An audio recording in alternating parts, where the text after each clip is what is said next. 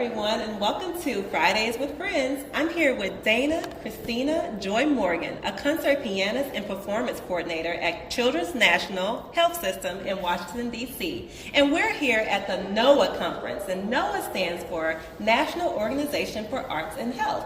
So I have her with me here today to just explain kind of what does arts and health mean, not only in general, but also for me and for her. So I'll let you start. Well, I'm so excited to talk to you. And arts and healing, I'm sorry. Arts and health, arts but and it health. has a lot to do but with healing. Arts and health, for me, it's arts and healing. At Children's National in D.C., what I do is we help to make the hospital experience easier through the arts.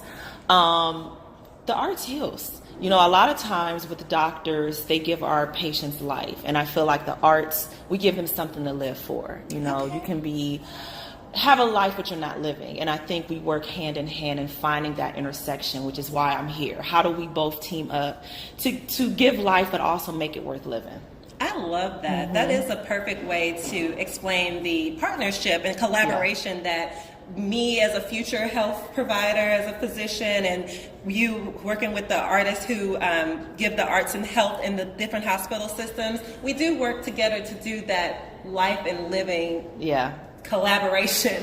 It really is a good visual. The reason why I am here is generally I am in medical school, as many of you know, and I heard about music therapy my first year with a board certified music therapist at Texas Tech. I believe she worked at Covenant. I'll double check, but I'm pretty sure she worked at Covenant Children's Hospital.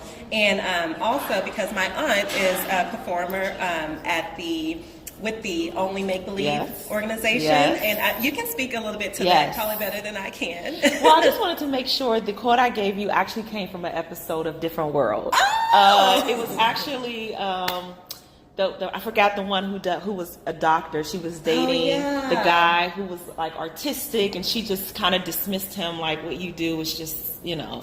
So anyway, I just wanted to reference that because I thought it was a wonderful quote. Yeah, shout out to Different World. Yeah, I love it. But working with Only Make Believe has been wonderful. I met Tamala, and over 5 years we've been working to bring theater to our patients on the inpatient psych unit, which is important because it helps to normalize their situation. They're on a lock unit and they're being assessed and analyzed, and it's a time for them to be a kid and travel and go and be healed in whatever creative place that they want to be without us trying to get something medically from them. And so it's been a wonderful relationship.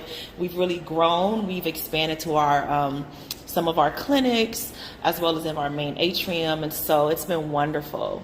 I love hearing about these things. And so my aunt told me about the conference because she was also attending, and that's where I met Dana and so many others who contribute to the same idea of healing through the arts. There's theater arts, music arts, visual art, moving medicine, you know, with dance. There's just so much that the arts brings that gives us that zest for life. And I think that having been in medical school these past 3 years, I've noticed that it is kind of a tricky thing to try and balance the medical science of it all and the artistic, more nebulous things that really do matter. It's just hard sometimes to put into like terms.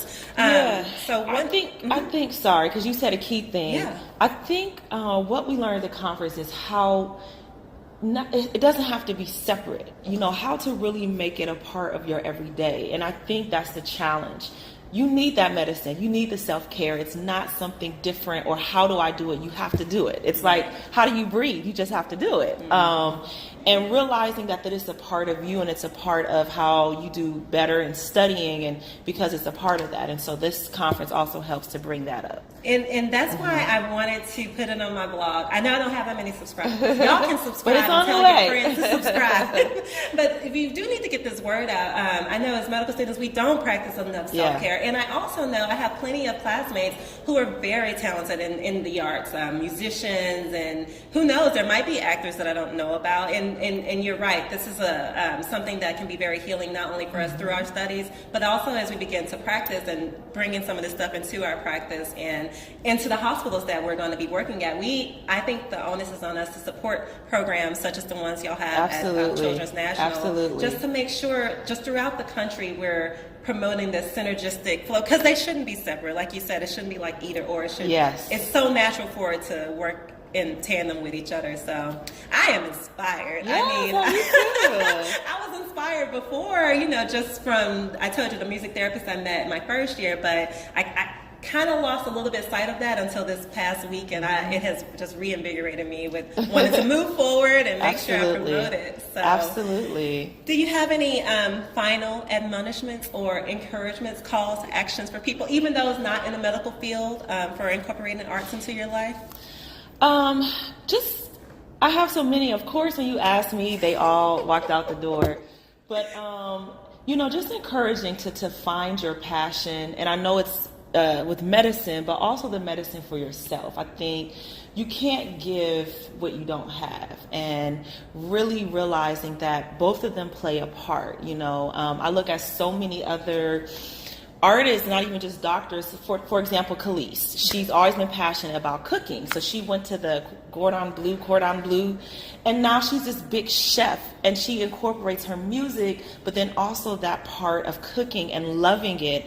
And so not feeling the need to just have this one thing. I'm just a doctor, but I can be a doctor and a yoga person, or I can be, and then balance my time, but still use that. How can I incorporate that in what I do? How can I use mindfulness as a doctor to do what I do?